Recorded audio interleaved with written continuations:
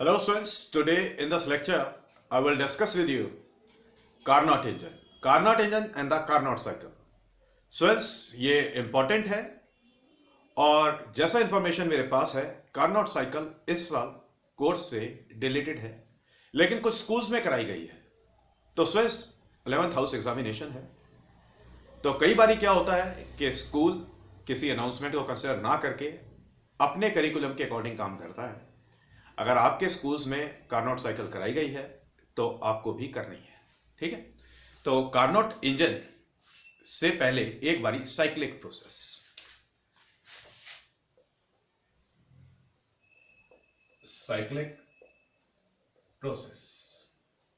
देखिए बेटा, cyclic process में क्या होता है कि system is carried out with a series of different thermodynamic processes and the system will return back to its initial state. Okay? तो cyclic process में क्या होता है? The system undergoes a series of thermodynamic processes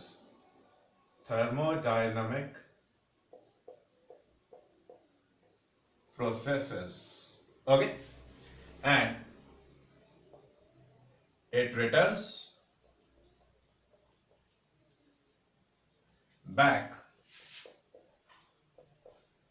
to its initial state. So we can say that cyclic process basically is a series or the chain of the thermodynamic processes, the different thermodynamic processes through which the system will undergo and the system will regain its initial state. Okay, the system will definitely regain its initial state after undergoing a series of different thermodynamic processes. तो sir cyclic process में work done क्या होता है, तो इसको indicator diagram पे समझिए। Indicator diagram में देखिए, लेट अस सपोज से the pressure is plotted over here, the volume is plotted over here. Late us suppose से A represents the initial state of the system, the working substance goes from A to B via C. Okay, it is say the first path. Okay, then the system it again returns back from B to A. The system again returns back from B to A via D. Okay, let us suppose it is the second path. Okay, now if you want to calculate the work done during the cyclic process, then since the work done during the cyclic process can be calculated as, पहले आप work done calculate करें via the path ACB, that is first path. So since the total work done it will be equals to the work done via the path ACB, okay sirs, clear, minus the work done from the path BDA. अब हमने यहां पे minus क्यों किया, ध्यान से देखिए। when the system undergoes the thermodynamic process ACB, तो सिर्फ क्लियरली एक्सपेंशन दिखाई दे रहा है। एक्सपेंशन में वर्क डन पॉजिटिव है।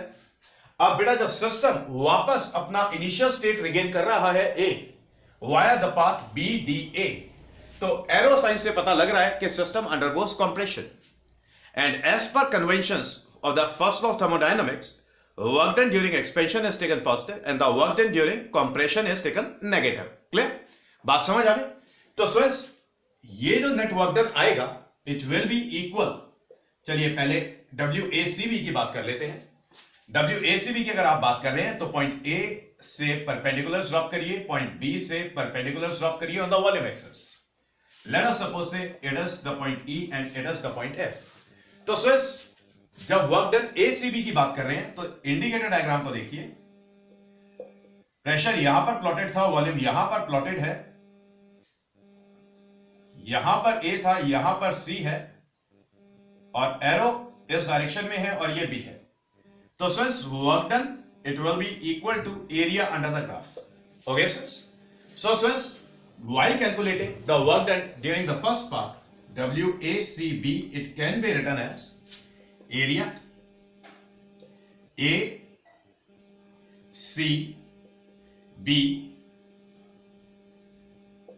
area ACBEF. Okay, sirs? और जब वर्क डन हम कैलकुलेट करते हैं via the second path, say BDA, WBDA, it will be equals to area BEF AD.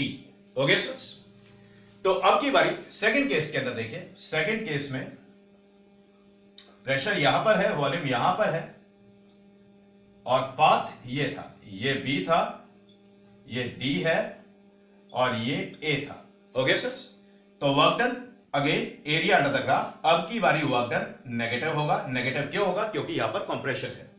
तो सर इन दोनों वैल्यूज को जब यहां पर डालते हैं तो वर्क डन क्या मिलेगा? It will be equal to area A B C D E F, okay, ये पूरा एरिया माइनस बेटा ये वाला एरिया, द एरिया BEFAD। तो इस कैलकुलेशन को जब आप कैरी आउट करेंगे तो आपको देखिए, बड़े वाले एरिया से छोटे वाले एरिया को सब्ट्रैक्ट किया तो क्या मिलेगा? आपको area of the shaded portion मिलेगा। तो वर्क डन क्या होगा? Area of closed loop ACBDA। Okay sir, तो सर वर्क डन किसी भी साइक्लिक प्रोसेस में अगर कैलकुलेट किया जाए तो वर्क डन किसी भी साइक्लिक प्रोसेस में it is always equals to the area of the close loop. तो क्लोज लूप में जितना एरिया एग्जिस्ट करता है आपने उस एरिया को कैलकुलेट करना है, and that area will be the work done during the cyclic process. Got it sir? तो आप एक बार ये कैलकुलेशन कॉपी कर लें।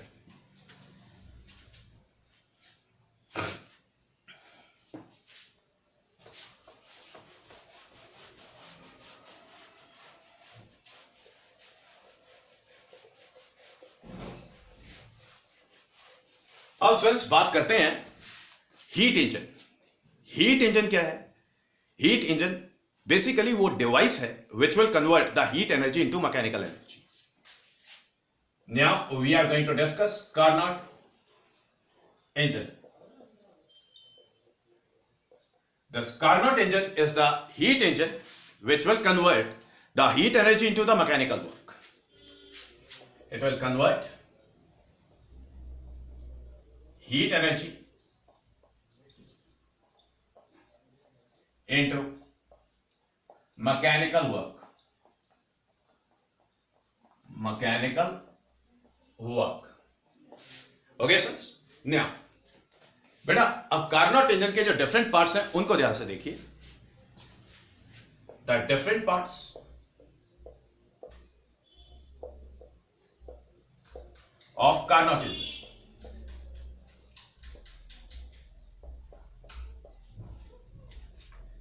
Different parts of the Carnot engine, बड़े ध्यान से देखिए। सबसे पहले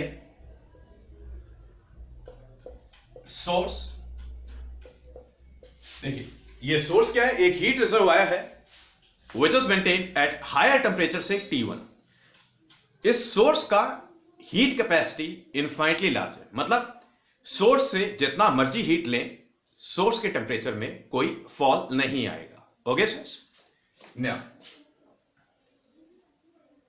then we are having the insulated stand. Insulated stand और insulated pad.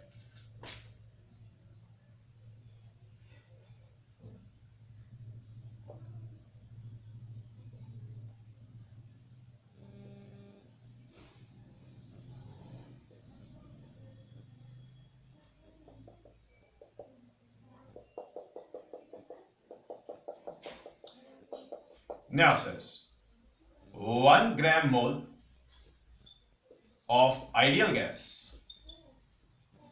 1 gram mole of ideal gas is enclosed within the cylinder whose walls are perfectly non-conducting, piston perfectly non-conducting, but the base of the cylinder is perfectly conducting.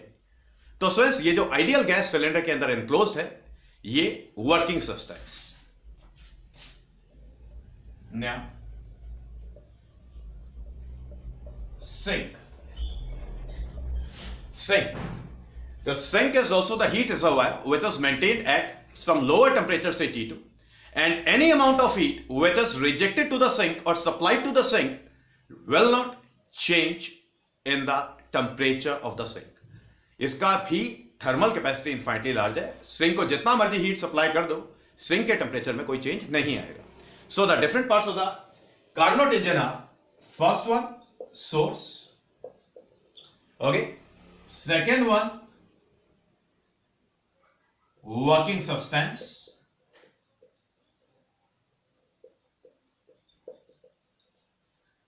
Third one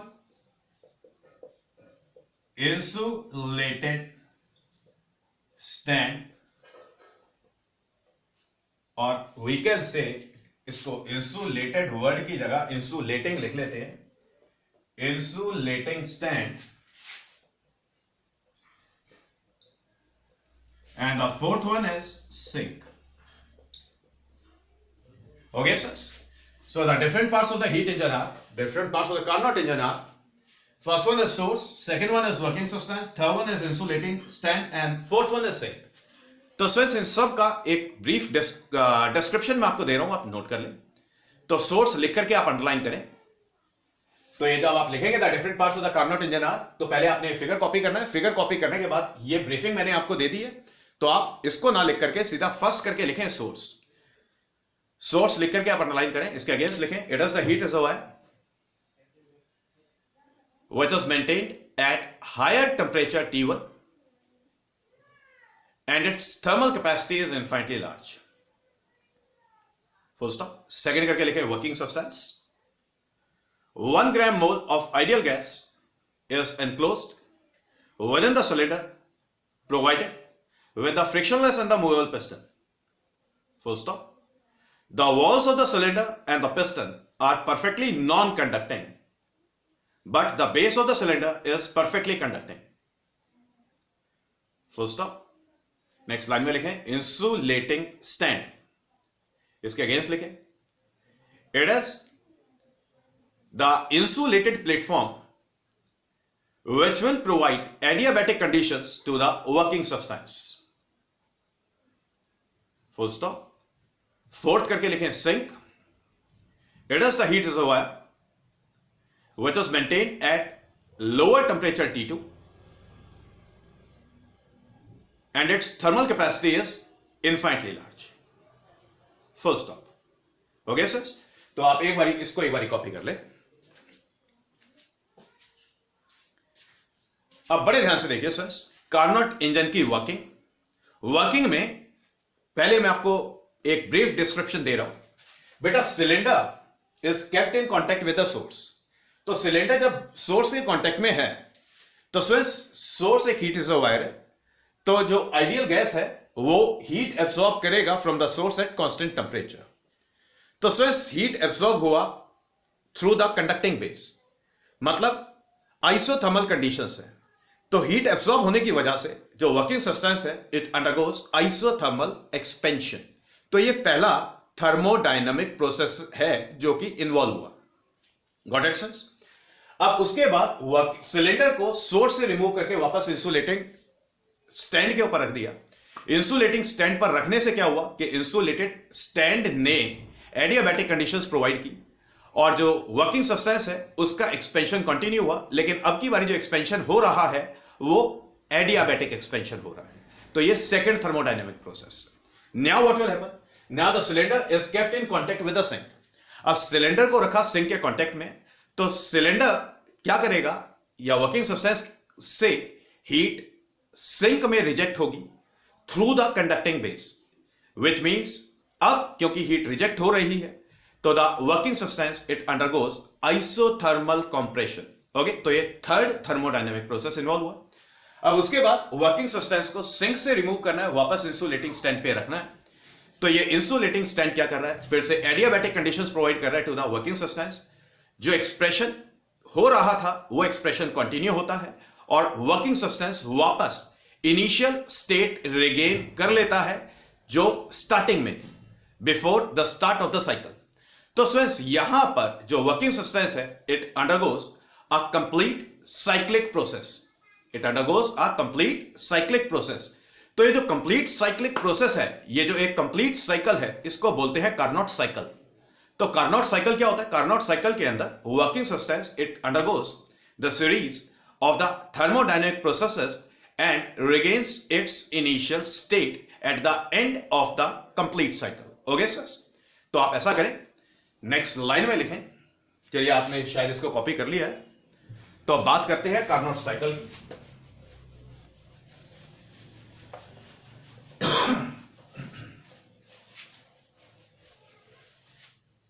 तो sir बात करेंगे working and theory.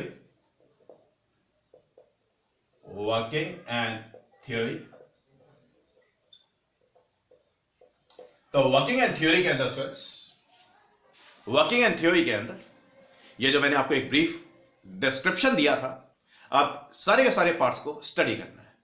तो sir जितने भी thermodynamic processes, 4 thermodynamic processes involve हुए थे। Okay, तो एक कंप्लीट कार्नोट साइकिल में जो थर्मोडायनेमिक प्रोसेसेस इन्वॉल्व थे, हमें उनका इंडिकेटर डायग्राम प्लॉट करना है।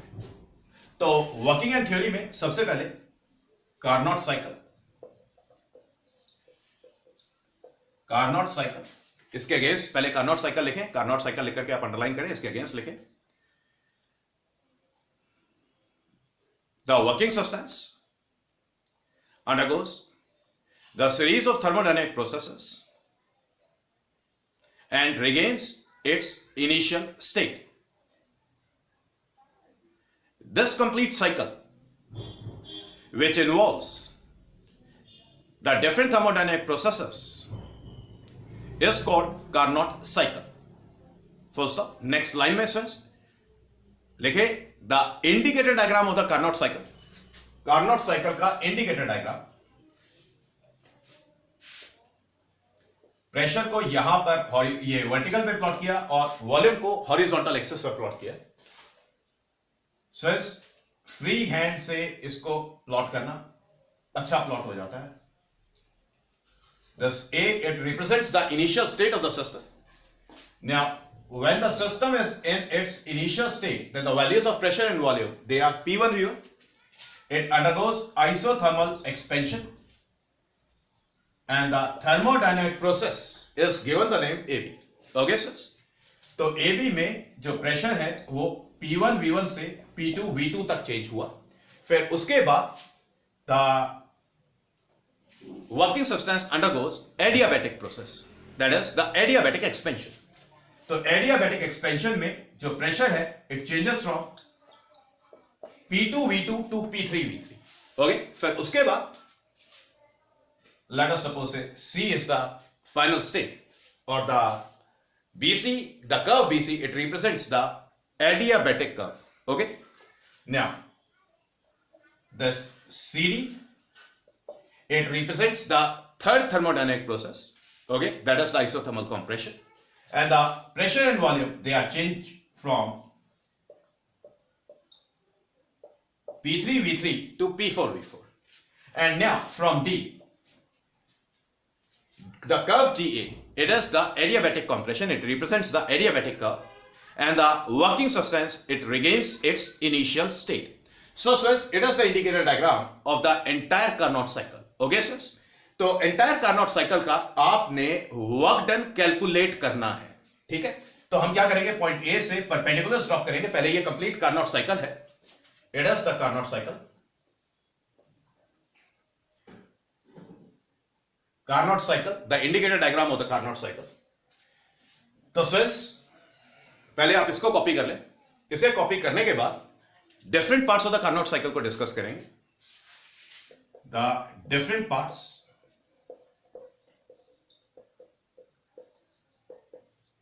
of Carnot cycle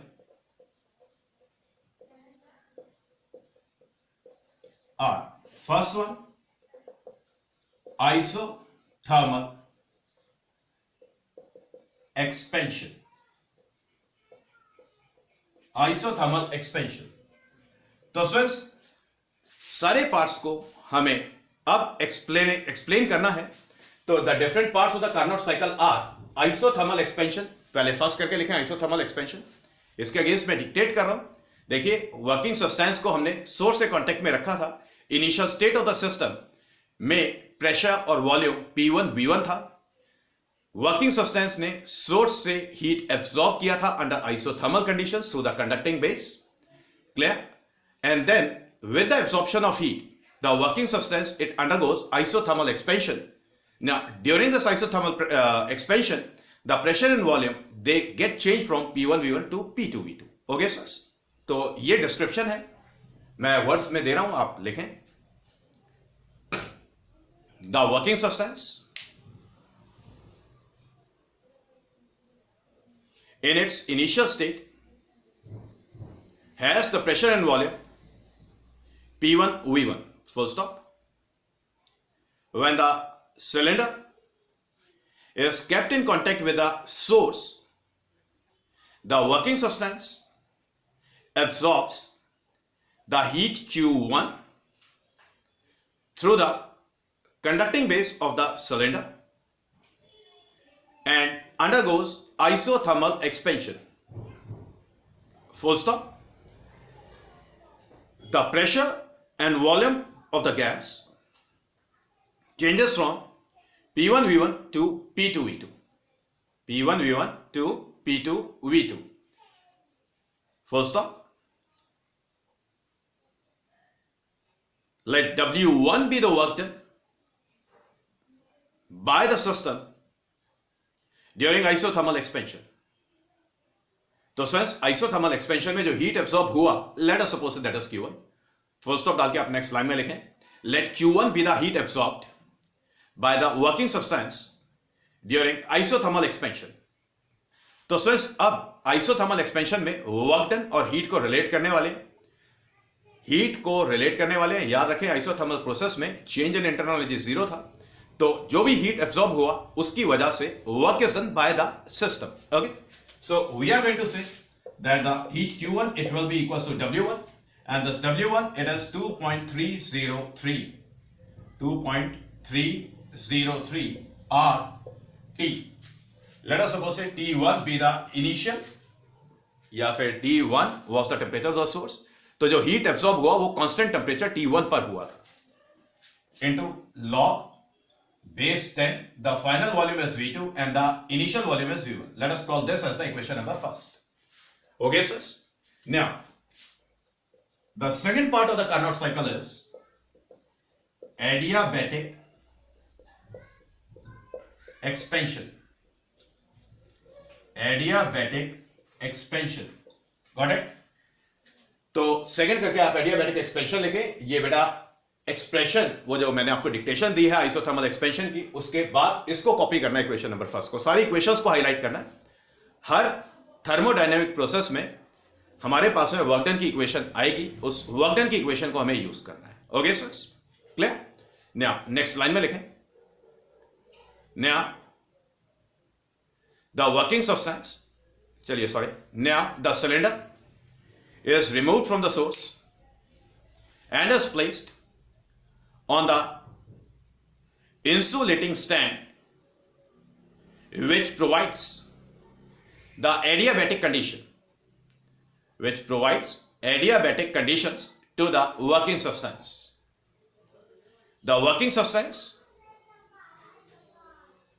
undergoes adiabatic expansion and the pressure and volume of the system changes from P2 V2 to P3 V3.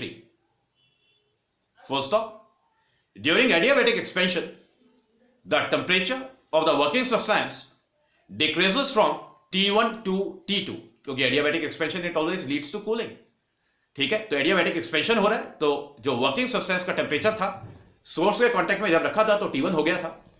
तो अब क्योंकि एडियाबैटिक एक्सपेंशन हो रहा है जब इंसुलेटिंग स्टैंड पे रखा हुआ है, तो टेम्परेचर डिक्रीज होगा from T1 to T2. Okay, now अब एडियाबैटिक प्रोसेस है, तो एडियाबैटिक प्रोसेस में कोई हीट एक्सचेंज तो होता नहीं है. क्लियर? फर्स्ट ऑफ डाल के नेक्स्ट लाइन में लिखें, let W2 be the work done during adiabatic expansion. तो सिंस ये जो एडियाबैटिक एक्सपेंशन है, it is represented by the curve BC. First of डाल के साथ में इसको भी ऐड कर लें. The adiabatic expansion is represented by the curve BC in the indicator diagram. Now, since we are going to write out the expression for the work done W2, it will be R. The final temperature is T2. The initial temperature was T1 divided by 1 minus say gamma. 1 minus gamma. And recall करें gamma was Cp by C. Okay, sirs? Then the third part of the cycle is it is isothermal compression. Isothermal compression. Okay, sirs? तो isothermal compression में आप ये work done का expression copy करेंगे. ठीक है, ये जो मैंने एडियाबैटिक की डिक्टेशन दी है उसके बाद आपने वर्क डन का एक्सप्रेशन कॉपी करना है. नेक्स्ट लाइन में थर्ड करके लिखें, आइसोथर्मल कंप्रेशन. आइसोथर्मल कंप्रेशन में क्या था, सिलेंडर को सिंक से सिलेंडर को इंसुलेटेड पेट से रिमूव किया और सिंक के कांटेक्ट में रखा. तो सिंक के कांटेक्ट में रखने पर वर्किंग सब्सटेंस सिंक को हीट रिजेक्ट करेगा से Q2. अब ये जो हीट रिजेक्ट हो रही है ये थ्रू द कंडक्टिंग बेस हो रही है, तो जो हीट का रिजेक्शन हो रहा है वो एट कांस्टेंट टेम्परेचर T2 होगा, क्योंकि T2 was the temperature of the sink. Clear? अब यहां पर फिर से वर्क डन होगा, प्रेशर वॉल्यूम में चेंजेस आएंगे. ओके, तो मैं डिक्टेशन दे रहा हूं, आप नोट करें. Now the cylinder is removed from the insulating stand and is kept in contact with the sink where the working substance rejects the heat Q2 at lower temperature T2. Full stop. The pressure and volume of the gas changes from P3V3 to P4V4. P3V3 to P4V4. Full stop. Let W3 be the work done during isothermal compression.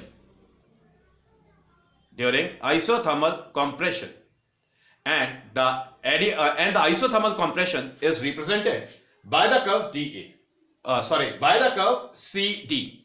Okay, sirs? So we can write out the equation. The heat Q2 is written as, say, the work done W3. Okay, and it will be negative of 2.303 RT2. The final volume is V4, so it is log base 10 V4 divided by V3. Got it, sirs? Now let us call this as the equation number 3. Okay, तो आप सिर्फ यहां तक पहले एक बारी copy कर लें, क्योंकि मुझे व्हाइट बोर्ड को वाइप ऑफ करना है. कॉपी करें.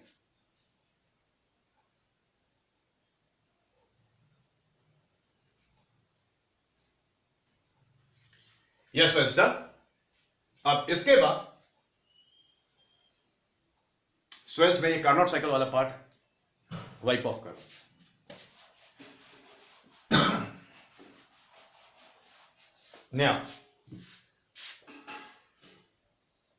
Now sirs, the fourth part was adiabatic compression. Adiabatic compression. Okay, अब एडियाबैटिक कंप्रेशन में क्या था, सो सिलेंडर को सिंक से रिमूव किया, वापस इंसुलेटिंग स्टैंड पे रखा और working substance it will undergo adiabatic compression. क्यों? क्योंकि कोई हीट एक्सचेंज तो होगा नहीं. ये जो इंसुलेटिंग स्टैंड है इसने एडियाबैटिक कंडीशंस प्रोवाइड की थी. ठीक है, तो आप एडियाबैटिक कंप्रेशन लिख करके आप अंडरलाइन करें, इसके अगेंस्ट लिखें. Now the cylinder is removed from the sink and is placed over the insulating stand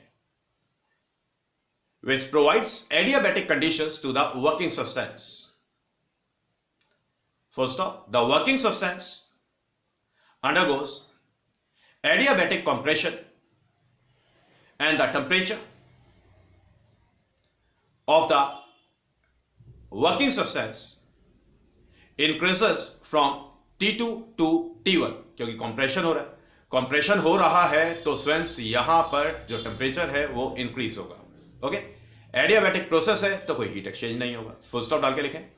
the pressure in volume of the working substance changes from P4V4 to P1V1. Full stop. Let W4 be the work done during adiabatic compression. तो सिर्स और एक line और add कर ले. The adiabatic compression is represented by the curve dA in the indicator diagram. So since the work done W4 is written as negative of R, the final temperature was T1 and the initial temperature was T2 divided by 1 minus say gamma. This is say the equation number 4. Okay sirs, बेटा ये बात समझ आ गई, simple सी बात है, clear हो गई. ओके, तो सिर्स these were the different parts of the Carnot cycle. Now अब देखिए, at the end of one complete cycle, since working substance has returned back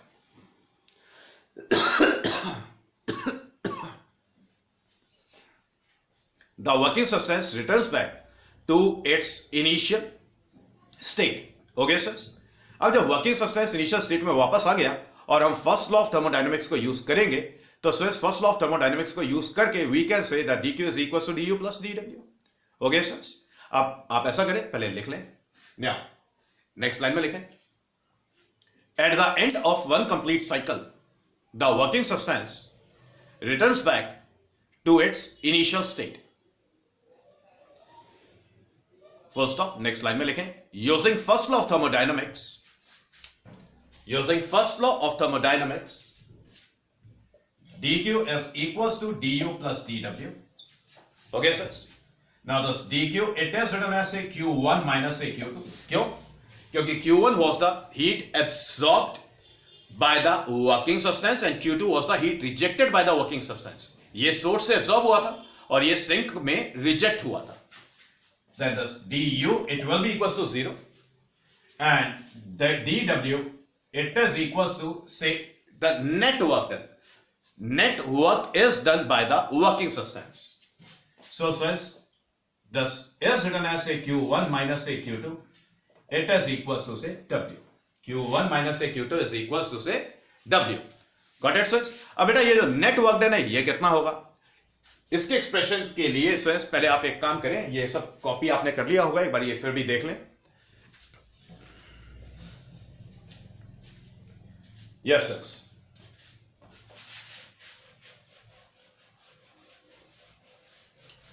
अब देखिए sir, the net work done W was say W1 plus say W2 plus say W3 plus say W4. Got it? Okay, समझ आ गई बात.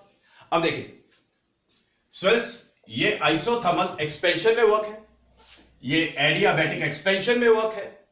ये जो W2 था ये था R, the final temperature was T2 minus T1 divided by 1 minus gamma. Okay sir, और ये W4 ये वर्क डन था ड्यूरिंग एडियाबैटिक कंप्रेशन, तो ये था negative of R T1 minus T2 divided by 1 minus से गामा. Got it?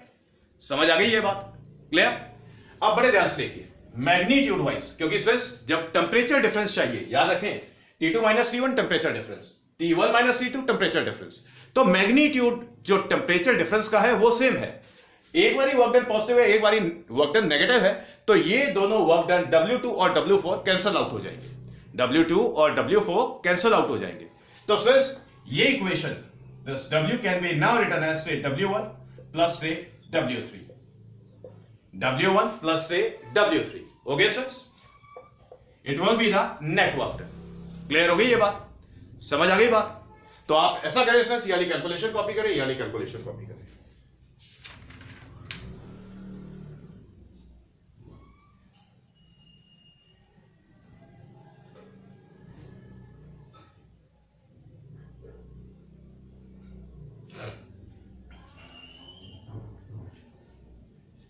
ओके, या ऐसा करें स्टूडेंट्स, थोड़ा मॉडिफाई कर लेते हैं इसको, थोड़ा इसको मॉडिफाई कर लेते हैं। कैसे मॉडिफाई करते हैं देखिए एक बार। ये जो एक्सप्लेनेशन दी है इस एक्सप्लेनेशन को देने से हम बच जाएंगे। आप इसको ऐसे ना करके आप इसको ऐसे करें, the net work done is written as say W1 plus से W2, ओके।